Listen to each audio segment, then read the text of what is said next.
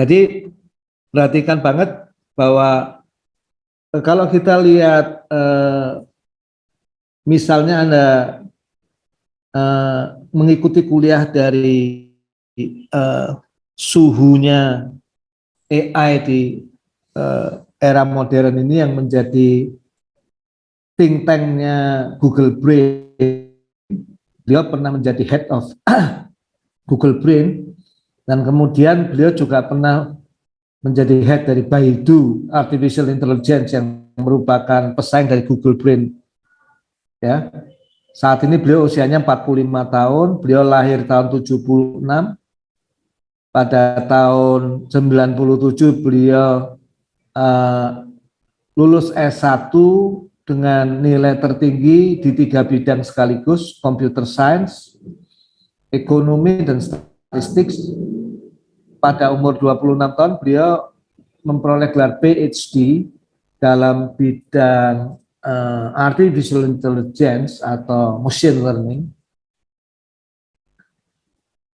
Dan kemudian beliau adalah orang yang membesarkan Google dan mentransformasi Google, berhasil mentransformasi Google menjadi AI company. Basically sekarang Google itu tidak sekedar search engine tapi adalah AI company. Ya, dan perusahaan-perusahaan seperti Apple dan perusahaan-perusahaan startup maupun unicorn itu hampir semua bergeser menjadi artificial intelligence company.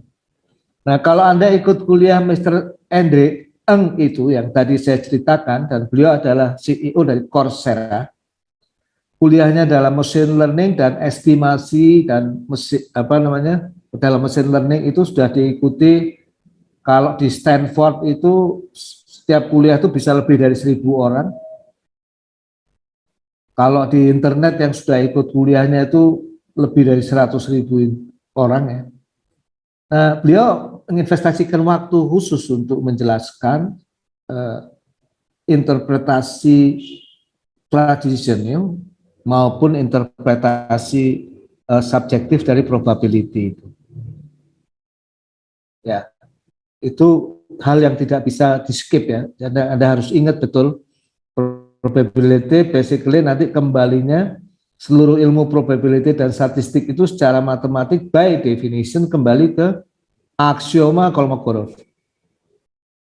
Namun ketika kita mau menafsirkan hasil-hasil penurunan kita, perhitungan kita, apa yang disebut p-value, significance, error tipe alpha, error tipe beta, random variable, distribusi Gauss, distribusi Poisson.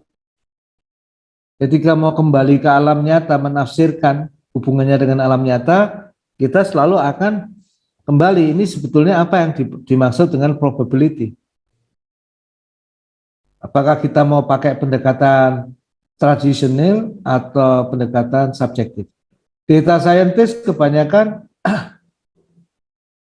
pakai pendekatan tradisional, tapi semakin ke sini saya menganjurkan orang untuk menggunakan mix ya, yang namanya interpretasi konsensus ya. Subjective interpretation yang disepakati antar peneliti atau antar data scientist atau antar engineer yang meneliti hal yang sama. Berbicara tentang Kalman filter, optimal control ya, optimal estimation, ini tidak lepas dari data science dan tidak lepas dari machine learning. Di core-nya Kalman filter itu ada linear regression yang menjadi very basic dari machine learning. Cuma sudut pandangnya beda. Nah, jadi itu perlu Anda note khusus ya. Ya. Bahwa ketika kita bicara regresi linear, nanti Anda ketemu solusi eksak, biasanya disebut persamaan normal. Nah, itu arahnya nanti itulah yang sering digunakan untuk berbagai solusi di dunia kontrol, nanti di dunia machine learning yang sering digunakan itu adalah pendekatan rekursif, ya, pendekatan iteratif, menggunakan kekuatan komputasi, dan nanti banyak persoalan di machine learning itu yang memang tidak ada solusi eksaknya. Oke. Kembali, kalau kita bicara probability and statistics ya, probability itu salah satu pemahamannya adalah cara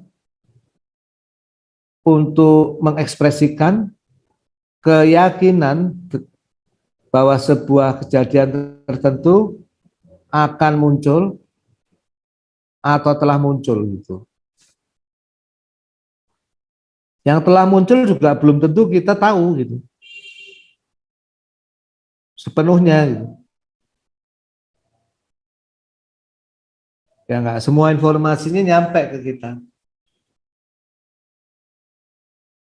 Misalnya Gajah Mada, dia itu masih saudaranya keluarga kerajaan atau dari wong cilik gitu. Kalau Anda baca naskah-naskah mungkin ada berbagai sumber. Jadi pengetahuan kita tentang Gajah Mada pun bisa jadi itu probabilistik walaupun sudah terjadi.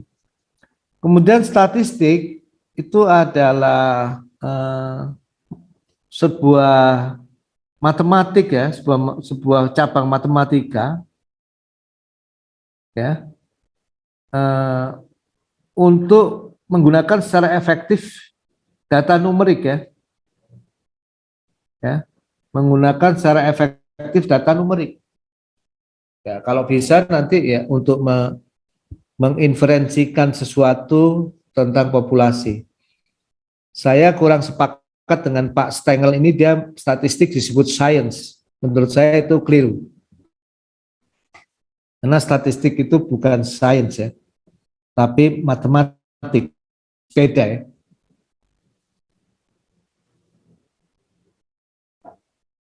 Tolong di note ya, kata Pak Dimitri, ini slide ini mungkin menurut saya kurang tepat. Oke, saya rasa